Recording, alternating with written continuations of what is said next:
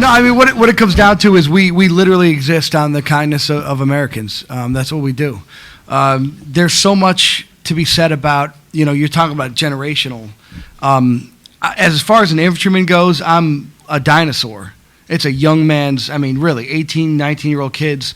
It's hard when you're in your early 30s, to keep up with 18 and 19-year-old kids. One of the things I've been able to see, though, is by coming home and sharing these stories, look what our generation is able to do. You had the Vietnam warrior come home, and everyone in the society had some sort of combat experience. They could look at that, veteran and say, you know what, I know how bad it can be. How they were received was completely ridiculous and dishonorable, the way they were treated. But there was always this sort of commonality between what a veteran has. Today, there really isn't that unless you talk to the combat veteran of Vietnam or World War II or Korea. And so what we're seeing with this generation now is the more that they've been able to go out there and deploy, they come home to their community. And they see that kid that went to the Army came back as a citizen. He came back and is still representing his military.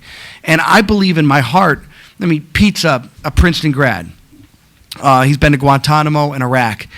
I've been inside of a college before, okay? Now, using those two extremes, I've learned more in the military about what it is to be not only dependent on my own skills, but what it is to go home and be a subject matter expert in what you are. The building block of competency is what? It's character. You could be the best at what you do. If no one respects you, they're not going to come and even get your expertise.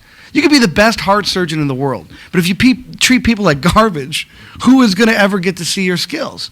You have to have character to lead. And one of the things that we're seeing is that these young kids look at the military as an opportunity to better yourself. Not only better your country, better your world, but to better yourself. I'm seeing that a 4-year stint in the military should be just as desirable to an employer as a 4-year degree in English literature. Nothing against English literature, by the way. But it is. I think it is.